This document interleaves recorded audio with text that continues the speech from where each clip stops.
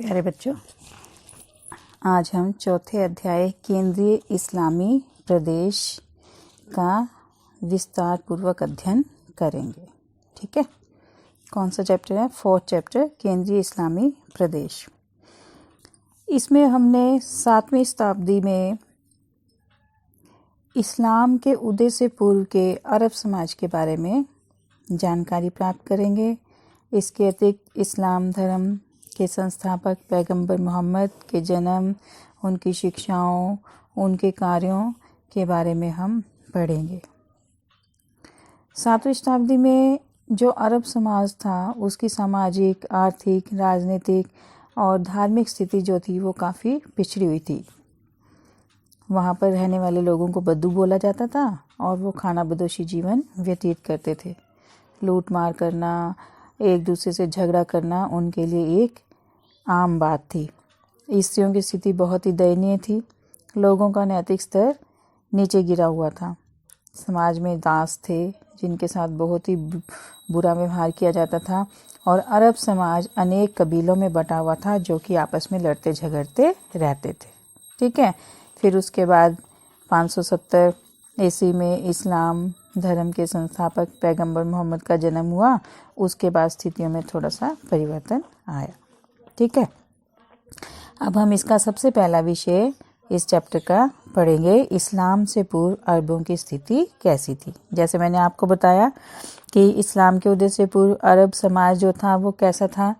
जाहिलिया मतलब कि अनपढ़ था। उनको कोई भी किसी चीज़ की नॉलेज नहीं थी और अज्ञानता का युग था। ठीक है, अरब में कैसा था इस्लाम के उदय से पूर्व समय?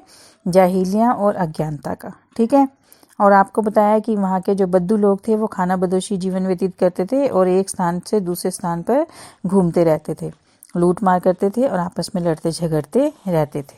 ठीक है, स्त्रियों का समाज में कोई भी स्थान नहीं था। बहुत सी कुप्रथाएं प्रचलित थी। आर्थिक जीवन भी उनका पिछड़ा हुआ था और धार्मिक जीवन उस समय उसमें अनेक देवी देवताओं की उपासना करते थे, अंधविश्वास और जादू टोनों में विश्वास रखते थे। ठीक है, और राष्ट्रीय एकता का भी उनमें अभाव था। अब हम इसी सब जो उनके सामाजिक, आर्थिक, धार्मिक और राजनीतिक जीवन है उनको विस्तृत रूप से पढ़ेंगे। सबसे पहले हम किसका अध्ययन करेंगे? सामाजिक जीवन का। ठीक है, सामाजिक जीवन में सबसे पहले हम पढ़ेंगे परिवार। अरब समाज का जो मूल आधार था वो परिवार उस समय कैसे थे? संयुक्त परिवार प्रचलित थे और परिवार पितृतंत्रात्मक होते थे। मैंने आपको पहले कई बार बताया हुआ पितृतंत्रात्मक, जिसमें सबसे बड़ा परिवार का जो पुरुष व्यक्ति होता था, सबसे वृद्ध व्यक्ति, वो परिवार का मुखिया होता था। पूरे परिवार पर उसका नियंत्रण होता था और सभी लोगों को उसकी आज्ञा का पालन करना आवश्यक होता था। और ऐसे परिवारों में पुत्र का होना बहुत ही जरूरी समझा जाता था। पिता के मृत्यु के पश्चात या परिवार के मुखिया के मृत्यु के पश्चात उस परिवार की जिम्मेदारी उसके सबसे बड़े पुत्र पर आती थी। मतलब इसी को पितृतंत्रात्मक बोलते हैं, जिसमें परिवार का सबसे बड़ा व्यक्ति जो है वो परिवार का मुखिया होता है, उसके बाद उसका ज्येष्ठ पुत्र, उसके बाद उसका ज्येष्ठ पुत्र, इस तरह से दादा, पिता, पुत्र, पौत्र, प्रपौत्र, ऐसे उसमें एक दूसरे के बाद परिवार को संभालने की जिम्मेदारी आती रहती है। तो ऐसे ही उस समय वहाँ पर भी पितृतंत्रात्मक परिवार प्रचलित थे। फिर उसके बाद पढ़ेंगे हम स्त्रियों की स्थिति कैसी थी। पैगंबर मोहम्मद के जन्म से पूर्व अरब समाज में जो स्त्रियां थी उनकी स्थिति बहुत ही दयनीय थी। उनके जन्म को अपशगुन और अपमान का कारण समझा जाता था। मतलब पुत्री के जन्म को अच्छा नहीं समझा जाता था। इसलिए क्या करते थे? लड़की के जन्म के समय ही उसको जमीन में दफना दिया जाता था, जिंदा ही उसको जमीन में दफना दिया जाता था। और इसके अतिरिक्त समाज में पुरुषों को बहुत से अधिकार दिए गए थे और वो सभी अधिकार स्त्रियों को नहीं दिए गए थे। ना उनकी शिक्षा की तरफ ध्यान दिया जाता था। बहुत छोटी उम्र में उसका विवाह कर दिया जाता था। बहु विवाह प्रणाली भी वहाँ पर प्रचलित थी। जो पुरुष थे वो कई रखेलें भी रखते थे। नाजायज संबंध उनसे होते थे। स्त्री को कुल मिलाकर समाज में एक भोग विलास की वस्तु समझा जाता था। विधवा का विवाह उसके सौतेले पुत्रों बहनों का विवाह उनके भाइयों के साथ कर दिया जाता। मतलब समाज में कोई भी नियम नहीं था, अनैतिकता का बोलबाला था। पति की मृत्यु के पश्चात विधवा स्त्री अपने निकट संबंधियों के साथ अनैतिक संबंध स्थापित कर लेती थी और उसमें कोई भी उनको परेशानी नहीं होती थी। उस समय स्त्रियों को संपत्ति के अधिकार से भी वंचित रखा जाता था। तो कुल मिलाकर उनकी स्थिति जो थी वो बहुत ही दयनीय थी। उनको कोई भी अधिकार नहीं दिए गए थे, उनको सिर्फ एक भोग विलास की वस्तु समझा जाता था। फिर है शिक्षा। अरब समाज के लोग शिक्षा के क्षेत्र में भी पिछड़े हुए थे। ज़्यादातर जो लोग थे वो अनपढ़ थे, उनकी शिक्षा की तरफ कोई ध्यान नहीं दिया जाता था। लेकिन कहा जाता है कि इसके बावजूद भी एक अच्छी बात थी कि अरब समाज के लोग कविता के क्षेत्र में काफ़ी आगे निकल चुके थे। मतलब कविता के क्षेत्र में उन्होंने काफ़ी तरक्की की थी। फिर है लोगों का नैतिक स्तर। उस समय अरब समाज में अनैतिकता का बोलबाला था। ये तो आपको पिछले पॉइंट्स में मैंने बता दिया है कि लोग अनैतिक जीवन व्यतीत कर रहे, अनैतिक नियमों पर चलते थे। लूट मार करना, लोगों को धोखा देना, शराब पीना, नशीले पदार्थों का सेवन करना, जुआ खेलना, स्त्रियों के साथ अनैतिक संबंध बनाना, ये एक गौरव की बात समझते थे। इसको गलत नहीं समझते थे कि हम ये काम करें तो हम गलत करें, बल्कि इसको गौरव की बात समझते थे। और ऐसा करने से क्या होता है कि समाज का पतन होना निश्चित होता है। तो इसलिए अरब समाज का पतन होना निश्चित था इन अनैतिक कार्यों से। लेकिन उनको इसमें कोई भी ऐसा नहीं लगता था कि हम गलत काम करें, वो इसे गर्व की बात मानते थे। मनोरंजन। उस समय के लोग मनोरंजन कैसे करते थे? वे नृत्य के द्वारा, गान के द्वारा, मतलब गाना गाने के द्वारा, बांसुरी बजाना, गिटार बजाना, जुआ खेलना, पशुओं की लड़ाइयाँ देखना और शिकार करना, इन सब चीज़ों के द्वारा अपना मनोरंजन करते थे। फिर उनका वेशभूषा कैसी होती थी और भोजन कैसा करते थे? अरब समाज में जो बद्दू लोग थे वो लंबे कुर्ते और पजामा पहनते थे। कुर्तों के ऊपर वो क्या करते थे? ऊंट की खाल से बना हुआ एक ढीला सा चोगा या बड़ा सा जो कोट होता है वो पहनते थे और इसके अलावा सिर पर पगड़ी भी बांधते थे। जो उच्च वर्ग के लोग थे, जो धनी लोग थे, वो कीमती वस्त्र पहनते थे। स्त्रियां सलवार और कमीज पहनती थी और इसके ऊपर बुर्का पहनती थी। इसके अलावा भोजन उनका कैसा था? भोजन में वो खजूर और दूध का प्रयोग करते थे। इसके अलावा गेहूँ, बाजरा, सेब, बादाम, केले, खुमानी, अंगूर आदि फलों का और अनाज का इस्तेमाल करते थे। और इसके अतिरिक्त वो मांसाहारी भोजन भी करते थे। ऊंट, भेड़ और बकरियों का मांस खाया करते थे। और उच्च वर्ग के लोग मदिरा पान भी किया करते थे। फिर उसके बाद है आपका दास प्रथा। अरब समाज में, जैसे आपको मैंने पहले बताया था, कि दास प्रथा का प्रचलन था। और दास कौन होते थे? जैसे उनकी आपस में लड़ाइयाँ चलती रहती थी तो जिनको वो पराजित करने के बाद युद्धबंदी बना लेते थे उनको दास बनाया जाता था और इनके साथ बहुत ही क्रूर व्यवहार किया जाता था। और इनको अपना विवाह भी अपनी इच्छा से करने की इजाज़त नहीं थी। अगर ऐसा करते थे तो उनको कठोर दंड दिया जाता था। ये हो गया इनका सामाजिक जीवन। अब हमने पढ़ना है आर्थिक जीवन कैसा था। जैसे सामाजिक जीवन हमने पढ़ा पिछड़ा हुआ था, वैसे ही इनका आर्थिक जीवन भी काफ़ी पिछड़ा हुआ था। क्यों? क्या कारण था पिछड़े होने का? क्योंकि यहाँ की जो भूमि थी वो ज़्यादातर बंजर थी, वर्षा भी कम होती थी और जनसंख्या भी विरल थी। विरल मतलब कि दूर दूर तक कम थी। यहाँ यातायात और संचार के साधन भी नहीं थे। लेकिन फिर भी जैसी उनकी वहाँ की स्थिति थी उसके हिसाब से अपना जीवन चलाने के लिए उनकी आर्थिकी उनके योग्य थी। ज़्यादा हम उनको समृद्ध नहीं कह सकते, पिछड़ा हुआ था, लेकिन फिर भी अपना जीवन यापन वो कर रहे थे। तो सबसे पहले हम देखते हैं कृषि। क्योंकि अरब की भूमि रेतीली है, बंजर भूमि जो आपको बताई थी, रेत ज़्यादा वहाँ पे होती है और वो ज़्यादा उपजाऊ नहीं होती। और दूसरी बात आपको बताई थी कि वहाँ वर्षा भी कम होती थी। कई बार तो 3 से 4 सालों तक वर्षा नहीं होती थी। और नदियाँ भी कम थी, और जो नदियाँ थी भी तो वो पूरा साल भर नहीं चलती थी। इसलिए सिंचाई के साधनों की कमी थी। ठीक है, एक तो भूमि उपजाऊ नहीं थी और दूसरी सिंचाई के साधनों की भी कमी थी।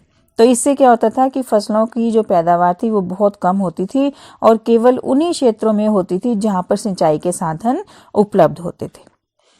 यहाँ की प्रमुख फसल खजूर है। खजूर के वृक्ष को ज़्यादा पानी की आवश्यकता नहीं होती, तो इसलिए वहाँ पर खजूर के वृक्ष काफ़ी पाए जाते थे। ठीक है, खजूर के 2 प्रसिद्ध केंद्र थे वहाँ पर, अल हिजाज और अल मदीना। ये आपके लिए शॉर्ट क्वेश्चन भी बन जाता है कि खजूर के उत्पादन के 2 प्रसिद्ध केंद्रों के नाम बताएं, तो आप लिखेंगे कि खजूर के उत्पादन के 2 प्रसिद्ध केंद्र हैं अल हिजाज और अल मदीना। ठीक है। अरब लोगों के जीवन में खजूर का बहुत ही महत्वपूर्ण स्थान था। ठीक है, ये भी शॉर्ट क्वेश्चन में आता कि अरबों के जीवन में खजूर का क्या महत्व था। ठीक है, अब क्यों महत्व था इसका, क्योंकि ये उनका प्रमुख खाद्य पदार्थ था। ज़्यादा होता था ना वहाँ पे खजूर, जैसी भूमि थी उस हिसाब से जो फसल होती है, तो अब खजूर वहाँ पे बहुत ज़्यादा होता था, तो वहाँ के लोगों का प्रमुख खाद्य पदार्थ खजूर था। ठीक है, इसका पेय स्वास्थ्यवर्धक माना जाता था। इसका पेय मतलब कि शरबत बनाते थे वो इसका, और इसको पीते थे और कहते थे कि ये बहुत ही स्वास्थ्यवर्धक होता है शरीर के विकास के लिए। ठीक है, और इसकी जो गुठली होती थी वो ऊंट के भोजन का काम करती थी। तो कितनी तरीके से जब खजूर है उनके लिए महत्वपूर्ण था। एक तो उनका प्रमुख खाद्य पदार्थ था, दूसरा इसका पेय स्वास्थ्यवर्धक माना जाता था, और इसकी गुठली जो थी वो ऊंट के भोजन के लिए काम आती थी। इसके अतिरिक्त अब खजूर के पेड़ के छाल से रस्सियाँ बनाई जाती थी और चटाइयाँ बनाई जाती थी। तो अब पेड़ की फ्रूट ही नहीं बल्कि और चीज़ें भी काम आती थी, जैसे छाल जिससे रस्सियाँ और चटाइयाँ बनाई जाती थी, और जो इसकी लकड़ी थी उसको जलाने के लिए उपयोग में लाया जाता था। तो इसीलिए उसको उनका महत्वपूर्ण साथी माना जाता था, उनके जीवन में महत्वपूर्ण स्थान था खजूर का। ठीक है, अरब में जौ का भी भारी मात्रा में उत्पादन किया जाता था, क्योंकि इसका चारा जो था वो घोड़ों को खिलाया जाता था और आटा मनुष्य खाने के काम में लाते थे। यमन जो वहाँ पे उनका स्थान एक है, उसमें गेहूं का उत्पादन होता था। ओमान में बाजरा और चावल भारी मात्रा में उपजाया जाता था। इसके अतिरिक्त वहाँ पर अनेक प्रकार की सब्जियों और फलों को भी उगाया जाता था। प्रमुख फल जिनको उगाया जाता था वो अनार, सेब, खुमानी, बादाम और केले थे। ठीक है, फिर उसके बाद है पशुपालन। अब पहला काम जो उनका था वो कृषि था, और दूसरा उनका जो व्यवसाय था वो पशुपालन था। किन किन पशुओं का पालन करते थे वो? ऊंट, घोड़ा, भेड़, बकरी, इन जानवरों का वो पालन करते थे। सबसे अधिक महत्वपूर्ण ऊंट को माना जाता था। ये शॉर्ट क्वेश्चन में भी आता है कि ऊंट को अरबों का साथी क्यों माना जाता है। तो इसके लिए अब आपको बताती हूँ कि ऊंट उनके लिए सबसे महत्वपूर्ण क्यों था, क्योंकि ऊंट जो है वो रेगिस्तान जो आपको बताया कि मरुस्थल होता है जहाँ रेत होती ज़्यादा, वहाँ पर 57 डिग्री सेंटीग्रेड के उच्च तापमान में भी 160 किलोमीटर का सफ़र तय कर सकता था। उस रेगिस्तान में जहाँ पे हम जीवन के बारे में भी नहीं सोच सकते, जहाँ पर लोग बहुत ही मुश्किल से रह सकते हैं, वहाँ पर ऊंट जो था वो 57 डिग्री सेंटीग्रेड के उच्च तापमान में एक दिन में 160 किलोमीटर का सफ़र तय कर सकता था। ठीक है, और इसके अतिरिक्त 300 किलोग्राम से अधिक का बाहर भी ढो सकता था, और कई कई दिनों तक वो बिना पानी पिए भी जीवित रह सकता था। अब बद्दू लोग जो अरब के लोग थे उनके लिए ये यातायात का एक प्रमुख साधन था, इसीलिए इसको रेगिस्तान का जहाज के नाम से भी जाना जाता है। किसको? शॉर्ट क्वेश्चन में आता है आपको कि ऊंट रेगिस्तान का जहाज किसे कहा जाता था, तो आप लिखेंगे कि ऊंट को रेगिस्तान के जहाज के नाम से जाना जाता है। ठीक है, अब ये वहाँ पर इनके एक स्थान से दूसरे स्थान पर जाने और इनके यातायात के साधन के साथ साथ अन्य भी कई काम आता है, जैसे लोग ऊँटनी का दूध पीते हैं, इसका मांस खाते हैं और इसकी खाल का तंबू बनाते हैं। इसके साथ साथ इसके गोबर को आग के लिए भी प्रयोग करते हैं। इसके मूत्र से दवाइयाँ बनाते हैं। कहा जाता है कि शेख जो हैं वो इसे अपनी दौलत का प्रतीक मानते थे और विवाह के अवसर पर दहेज के रूप में भी देते थे। इनके बारे में कहा जाता है कि अरब वासी वहीं फलते फूलते हैं जहाँ पर ऊँट होते हैं, क्योंकि ऊँट जो है वो रेगिस्तान का जहाज है, उससे उनको बहुत से कार्य उनके संपन्न होते हैं। इसलिए अरब वासी वहीं फलते फूलते हैं जहाँ पर ऊँट होते हैं। ऊँट के बिना कहा जाता है कि रेगिस्तान में रहना के बारे में सोचा भी नहीं जा सकता। खाना बदोश लोगों के लिए पौष्टिक आहार ऊँट से प्राप्त होता है और वो उनके यातायात का प्रमुख साधन है। ठीक है, अरबी घोड़े विश्व में सबसे उत्तम नस्ल के माने जाते हैं और इन्हें भी दौलत का प्रतीक माना जाता है। बद्दुओं के जीवन में ऊंट के साथ साथ घोड़े का भी विशेष महत्व था, क्योंकि वो समय समय पर आक्रमण करते रहते थे, इसलिए उन आक्रमणों में उनको घोड़ों की बहुत ज़्यादा आवश्यकता होती थी, क्योंकि घोड़े तीव्र गति से इधर उधर आ जा सकते थे और शिकार करते समय भी घोड़ों का प्रयोग किया जाता था। अरब लोग दूध मांस के लिए भेड़ और बकरियों को पालते थे और भेड़ों से ऊन भी प्राप्त करते थे। ठीक है, ये हो गया पशुपालन। फिर तीसरा है उनका आर्थिकी का साधन व्यापार। इस्लाम के उदय से पहले अरबों का आंतरिक और विदेशी व्यापार कोई खास उन्नत नहीं था। जैसे आपको बताया था कि वो पिछड़े हुए थे, तो इसलिए अधिक उन्नत नहीं था। इसके लिए कई कारण जिम्मेदार थे। क्या था कि सबसे पहला क्या था कि बद्दुओं ने अपने लूट मार के द्वारा देश में अशांति और अराजकता फैलाई हुई थी। दूसरा क्या था कि उस समय के जो व्यापारिक मार्ग थे वो भी सुरक्षित नहीं थे। और तीसरा, अरब लोगों ने उद्योगों का विकास नहीं किया था। और चौथा, उस समय यातायात के साधन उन्नत नहीं थे, इसलिए उनका व्यापार उस समय इतना अधिक उन्नत नहीं था। अरब लोग अपनी आवश्यकताओं की पूर्ति कैसे करते थे? शहरों में जो मंडियां लगती थी वहां से वो खाद्य पदार्थ और पशुओं को प्राप्त करते थे। और कुछ धनी व्यापारी जो थे वो क्या करते थे? ईरान, मेसोपोटामिया, सीरिया, मिस्र, इथियोपिया, इन देशों के साथ व्यापार करते थे। कौन करते थे? जो धनी व्यापारी होते थे। और वो इनसे किन चीज़ों का व्यापार करते थे? वो इन देशों को ऊंट, घोड़े, फल और शराब निर्यात करते थे और वहाँ से जो इनको चीज़ें चाहिए होती थी इसके बदले में उन चीज़ों को वो उनसे प्राप्त करते थे। ठीक है, फिर उसके बाद आ जाता है आपका धार्मिक जीवन। इस्लाम के उदय से पूर्व अरबवासी धार्मिक रूप से भी काफ़ी पिछड़े हुए थे। वो एक अल्लाह की अपेक्षा अनेक देवी देवताओं की उपासना करते थे। इसके अतिरिक्त सभी कबीलों का अपना अपना अलग अलग देवी देवता होता था। और ये लोग क्या कर एक कबीले के लोग दूसरे कबीले के देवी देवता से घृणा करते थे। क्यों घृणा करते थे? क्योंकि वो अपने देवी देवताओं को सर्वोच्च मानते थे और उसको सिद्ध करने का भी प्रयास करते थे। और इसके साथ साथ इन देवी देवताओं के लिए विशाल मस्जिदों का निर्माण करते थे और उनकी मूर्तियां भी रखी जाती थी। कहा जाता है कि उस समय मक्का में 360 देवी देवताओं की मूर्तियां थी और इसे अरब का सबसे पवित्र स्थान माना जाता था। प्रतिवर्ष यहाँ पर लोग भारी संख्या में उर्स मेले के अवसर पर एकत्रित होते थे। अपने देवी देवताओं को प्रसन्न करने के लिए जानवरों की बलियां भी दी जाती थी और कभी कभी वो मनुष्यों की बलि भी देते थे। अरबों का जो सबसे प्रसिद्ध देवता था उसका नाम हुबल था। ठीक है, इसके अतिरिक्त अल्लाह की 3 पुत्रियों की भी वो उपासना करते थे कि ये अल्लाह की पुत्रियां हैं, इसलिए इनकी विशेष श्रद्धा के साथ उपासना करते थे। कौन कौन सी थी वो 3 पुत्रियां जिनकी उपासना करते थे? अल उज्जा, अल लत और अल मना। कौन कौन सी हैं? अल उज्जा, अल लत और अल मना। ये अल्लाह की 3 पुत्रियां मानी जाती थी और इनकी उपासना करते थे। इसके साथ साथ उनमें बहुत से अंधविश्वास भी प्रचलित थे। जादू टूनों और भूत प्रेतों में भी विश्वास करते थे। जन्म के पश्चात मृत्यु, मृत्यु के पश्चात जन्म, कर्म, पुनर्जन्म, इन सब में भी उनका गहरा विश्वास था।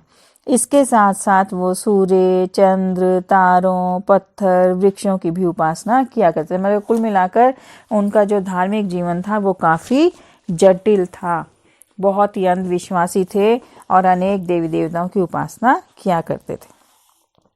फिर आ जाता है राजनीतिक जीवन। उन लोगों का राजनीतिक जीवन कैसा था? जैसे उनके अन्य जीवन सामाजिक, धार्मिक और आर्थिक पिछड़े हुए थे, वैसे ही उनका राजनीतिक जीवन भी पिछड़ा हुआ था।